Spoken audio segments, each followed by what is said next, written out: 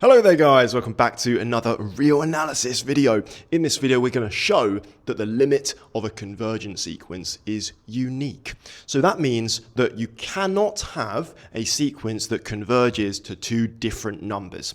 So a misconception that sometimes happens is people may say that the limit as n approaches infinity, for example, of let's say -1 to the power of n. And by the way, before I say what some people think that this could be equal to, remember this sequence would just be -1, 1, -1, 1, and so on and so forth forever. Some people, I've seen it in the past, they think that this converges to -1 and 1, but that's not true. This is divergent, it does not converge. So some people think this is equal to two things, -1 and or 1, or something like that. That is not true at all. So in this video, we're going to prove that it is not possible for a sequence to converge to two different numbers, okay? That's what we're gonna do. The first thing that we have to do to prove this is prove a little lemma first, okay? So we're gonna prove a lemma that may not seem to be too relevant, but we're actually going to use it.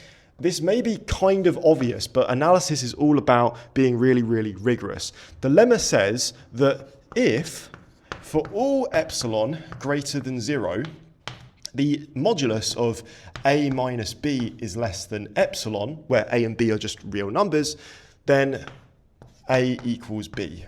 So that may seem really obvious, okay? So if the distance between a and b is less than epsilon for all epsilon, then a is just the same number as b. That is what we're going to prove first. It may seem completely irrelevant, but it's super important. Let's just do that right now. We're going to prove this by contradiction, okay? So the assumption that we're going to make is we're going to assume that for all epsilon greater than 0, the absolute value of a minus b is less than epsilon, but a is not equal to b.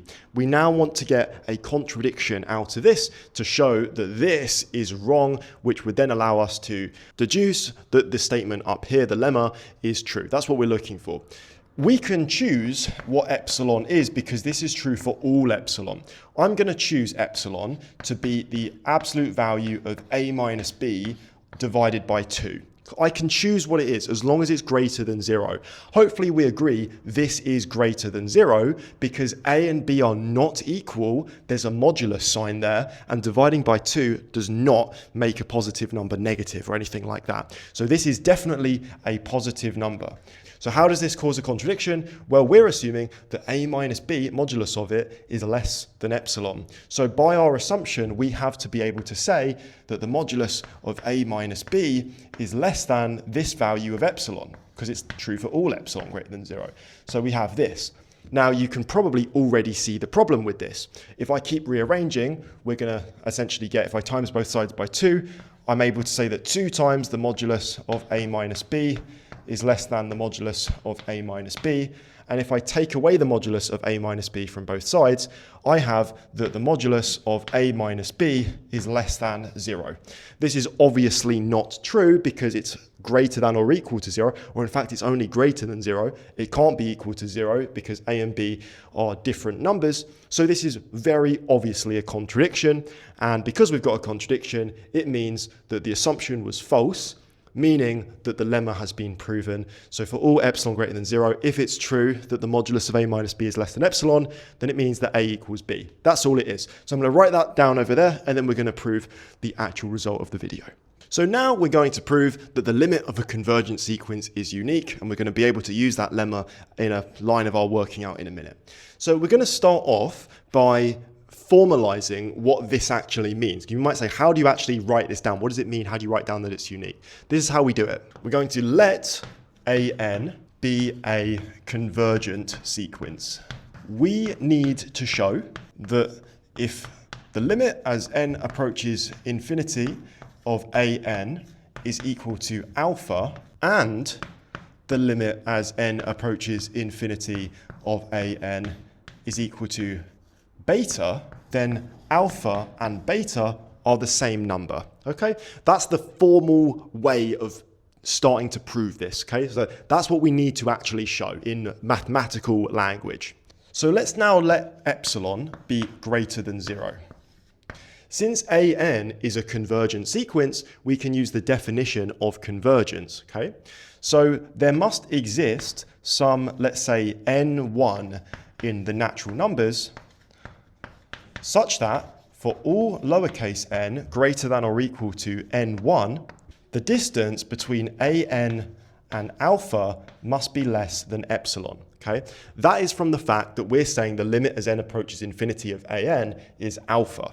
We're also saying that it's beta, so we can say the same thing, but we need a different value of capital N. We can't use N1, we need to use a different one, so I'll call it N2. There also exists an N2 in the natural numbers, such that for all n greater than or equal to N2, the distance between an and beta is less than epsilon as well. Now, you're allowed to do what I'm about to do, but I wanted to write this first so that we don't get confused. Because I'm planning on actually adding these together, ultimately I want to show that something is less than just epsilon. So I'm going to kind of, it's not cheating, but instead of using epsilons here, I'm actually going to use epsilon over 2's. Okay, and by the way, this is a really common thing that happens in analysis where you use epsilon over 2 instead of epsilon, or epsilon over 3 instead of epsilon. You're allowed to do it. Maybe I'll make a video on why you're allowed to do this. So if I ever make that video, I'll leave the link in the description, but just get familiar with this, get comfortable with this. You're allowed to do this. You're allowed to like divide epsilon by 2 or something like that. It doesn't break the definition, okay? So hopefully we can accept that. Again, maybe I'll make a video on it, or maybe you're happy with this already, but we can do this. Now I want to bring this lemma in, because notice, you may be able to see now why this lemma is actually quite nice, because we're going to essentially say that if the modulus of, let's say, a minus b or alpha minus beta is less than epsilon, then we can actually conclude that alpha and beta are the same based on this lemma. So I want to now look at the modulus of alpha minus beta. So the modulus of alpha minus beta, I would like to show that this is less than epsilon. If I can do that, then again, by that lemma, they are equal to each other. So again, we're going to use this trick that comes up all the time. We've used it a few times in my videos now.